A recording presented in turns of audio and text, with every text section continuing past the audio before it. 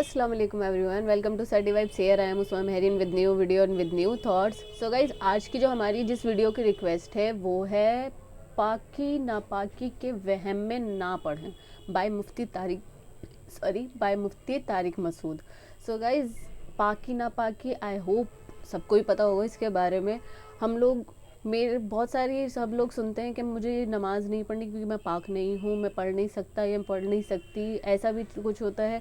सो ये वहम जो है बहुत सारे लोगों का होता है, इसे दूर करना बहुत ज़रूरी है। ये वीडियो क्या है, मुफ्ती तारिक मसूद ने इसके ऊपर क्या नसीहत करी है, क्या बयान दिया है, let's watch our video first. Thanks for watching. Don't forget to like, comment, share and subscribe to Mufti Tariq Masood, famous scholar. पेशाब बहुत एहतियात से करता हूँ, लेकिन हर दफ़ा महसूस होता है कि पेशाब की कुछ ना कुछ छींटें लग गई हैं।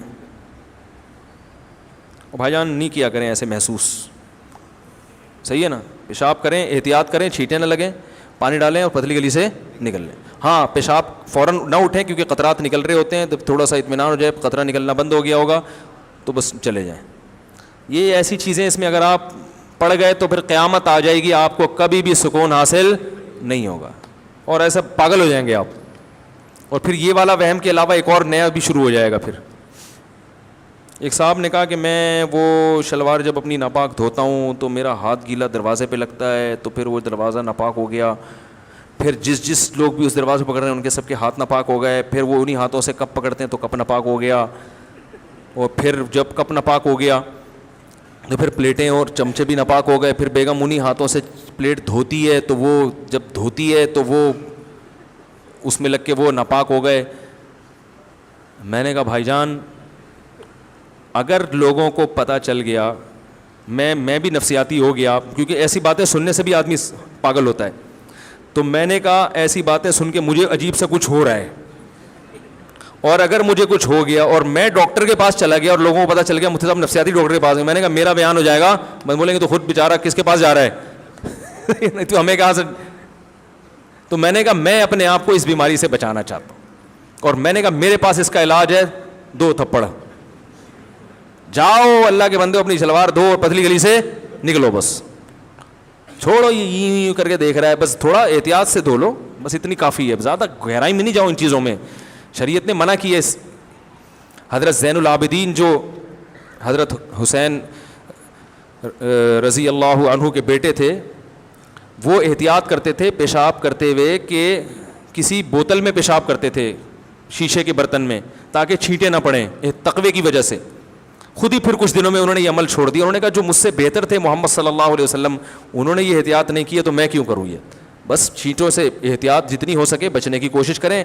सख्त जगह पे ऐसा ना करें पेशाब बिल्कुल जो एकदम से छींटें हैं। तो फ़ुक़हा ने लिखा है कि थोड़ी बहुत अगर बिलफ़र्ज़ बारीक से छींटें पड़ जाएंगी तो वो क्या हैं, मुआफ़ है। वो जो मैंने अभी इतनी डिटेल से उसके दलाइल से बात की है।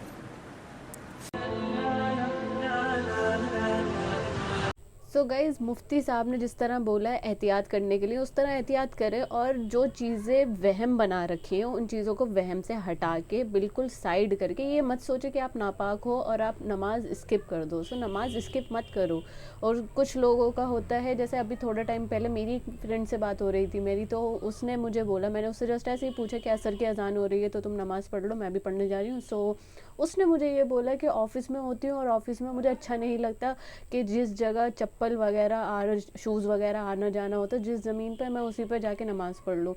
सो गाइज़, ये चीज़ मुझे मेरे ही एक फ्रेंड ने मुझे समझाई थी कॉलेज टाइम में, कि मैंने भी उसे यही एक्सक्यूज़ दी थी। मुझे भी नहीं अच्छा लगता था कि जिस जगह जूते चप्पलें आ रहे हैं मैं वहाँ नमाज़ पढ़ूँ। तो उसने मुझे समझाया था कि नमाज जो होती है वो नियत से पढ़ी जाती है, और जा नमाज जो हम बिछाते हैं वो इसीलिए बिछाते हैं कि जहाँ हम पाक कपड़ा बिछा रहे हैं और उस कपड़े के ऊपर नमाज़ पढ़ रहे हैं तो वहाँ कोई नापाकी नहीं होती।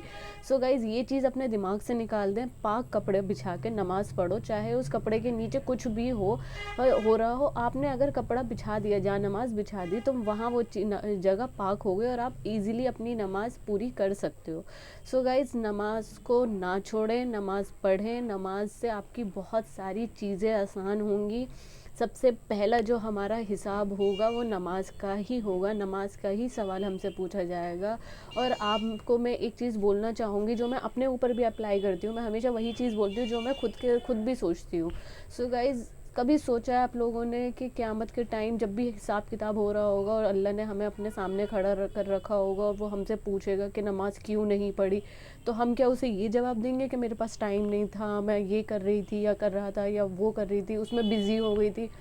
تو آپ اس ٹائم پہ کچھ بولنے کے بھی لائق نہیں ہو پاؤ گے یا بول بھی نہیں پاؤ گے. سو یہ چیز نا ایک بار کبھی بھی اکیلے میں آپ لوگ ہو تو سوچ کے دیکھنا کہ ہم اللہ کو کیا جواب دیں گے. چلو ہمارے باقی جو صغیرہ اور کبیرہ گناہ ہیں وہ الگ ہیں, ان کا تو الگ ہی حساب کتاب ہوگا, بٹ جو نماز کا ہوگا اس میں ہم کیا بولیں گے کہ 5 منٹ کی نماز تھی, 5 منٹ کی, 10 منٹ کی نماز ہم نے یوں ہی جانے دی.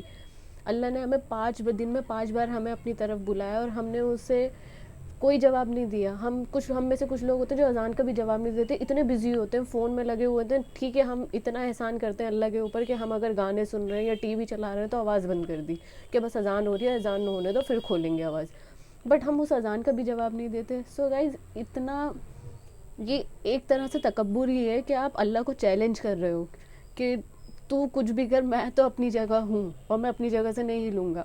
کامیابی کبھی بھی آپ کو کامیابی آپ کو خود نہیں مل جائے گی, اللہ کی اجازت سے ہی ملے گی. سو گائز نماز پڑھو اور اذان کا جواب دو, اور اذان کے جواب کے ساتھ ساتھ جب آپ سنتے ہو نا, کیونکہ آنیسٹلی جب سے میں نے اذان کا مطلب جانا ہے تو معنی سنے ہیں, تو میرے مائنڈ میں جب بھی میں اذان سنتی ہوں میرے مائنڈ میں وہی چیز آتی ہے کہ حی علی الصلاح اور حی علی الفلاح. اگر اللہ کو کامیابی پہلے رکھنی ہوتی تو اللہ حی علی الفلاح کو آگے رکھتا اور حی علی الصلاح کو بعد میں رکھتا, بٹ اللہ نے کہا ہے پہلے نماز ہے پھر کامیابی ہے. سو گائز اس چیز کا آپ اپنے مائنڈ میں دھیان رکھو اور اچھے سے پلیز سوچو, اور قیامت کے دن کو بھی اپنے دماغ میں رکھنا چاہیے. ہر روز ایک بار سوچنا چاہیے کہ جب مجھ سے سوال کرا جائے گا میں نے یہ چیز کیوں کری یا یہ چیز کیوں نہیں چھوڑی, تو اس ٹائم پہ میرے پاس کیا جواب ہوگا. میں اللہ سے نظریں بھی ملا پاؤں گا یا میں اللہ کو جواب دینے لائق بھی رہوں گا یا میرے منہ سے آواز بھی نکل پائے گی یا نہیں.